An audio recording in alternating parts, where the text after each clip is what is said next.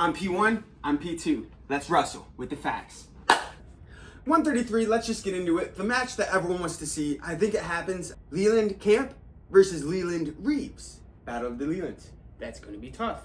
Then there's also this other match that some people were talking about. The 1 seed, Aaron Lucio versus the 2 seed, Gabe Gonzalez. Josh, can you tell us a little bit about Lucio? I mean, Lucio, he's been at 33. He's the returning third placer, and he's been ranked number 1 from the start of the year, and he's had an untouched year. He's a shooter. He likes to score points. Very fun to watch for Southeastern. I thought he was a D2 guy. He did actually spend time at Grand Valley State. He was back at 25 in those days, but since moving to Southeastern, he's really made himself a staple at 133. Well, I know another guy that bulked up from 125 to 133 recently. He was the national finalist at 125 last year, and that is Gabe Gonzalez of Grandview. He looked honestly untouchable most of last year at 125. He only lost to his teammate, now coach, Aiden Reeves, in the finals. He also looked pretty untouchable at 133. Seriously. So Lucio, Gonzalez, both looked untouchable. I think that they're on a collision course for the finals here. And collide, they very well might on Saturday night in Wichita. So when we were looking at those two heavy favorites, Lucio and Gonzalez, I was trying to think who's the best chance to beat them. And I actually think there's a couple people that took losses at conference that could be some of the more dangerous guys in the bracket. One of those first guys that I want to mention is Riley Bedich, the 9 seed. He's had a great year. He even spent some time at 125 earlier in the year. Has finally settled into 133.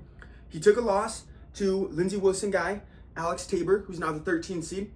And I think Bedich, he'll have Paul Ruff in the quarter, the 8 seed. 2 JUCO guys right there, Paul Ruff from Iowa Western and Riley Bedich from Indian Hills. That's tough. Yeah, that'll be interesting to watch. The other dark horse that I think is worth mentioning is Luke Rue. He's another guy that looked very untouchable for much of this season. He ended up getting pinned by Nick Allion of Rochester Christian. And he's the 5 seed. Allion, he's got a great shot to do some damage here too. But I'm curious to see how Luke Rue at the 6 seed can operate. He's looking at a potential match with Matt Terrence of Doane in the quarters. Yeah, and Luke Rue, he's a returning All-American at 133 too, isn't he? As a freshman last year. Another guy who could certainly shake up this bracket is yet another JUCO stud, Vinny Citrano from Northeast Oklahoma.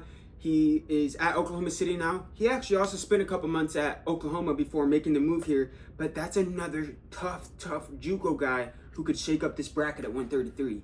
So now I want to take a look at a newer program that I think could get their first AA maybe? Who are we talking here? And I'm talking about Braden Wardenhausen from William Woods. Okay? He's earned himself the 12 seed. He had a really good Moval invite. Beat some good guys there.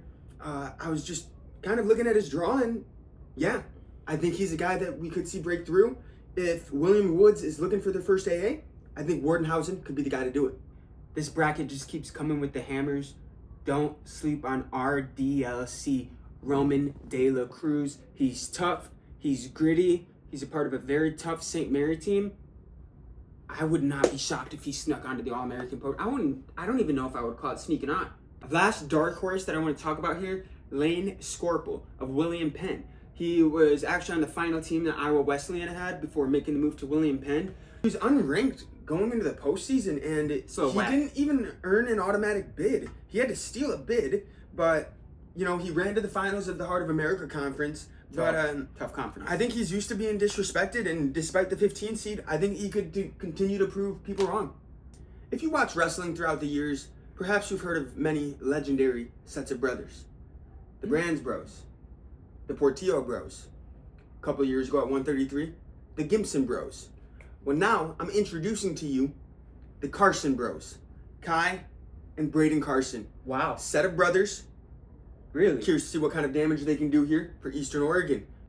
All right, dude, we got to talk about that Latino flavor in this weight class. Yes, sir. Lucio Fernandez, Rodriguez, De La Cruz, Mendez, Gonzalez, and Jason Ramirez. Let's just get into some of the names in this bracket. Yeah, a lot of cool names here. First off, we've got Tufshinjarg Zumbayan, Mr. Zoom. Yeah, then at the 8 seed, we've got Paul Ruff. And we've got Kip Cords from Dakota Wesleyan. Citrus Citrano. Aurelio is a pretty cool name. Aurelio Mendez from Cornerstone. Dante Regal. Colton Powers, I heard. He's got power.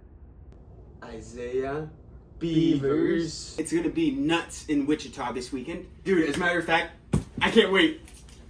Let's go! Oh, no? Let's go! Let's go!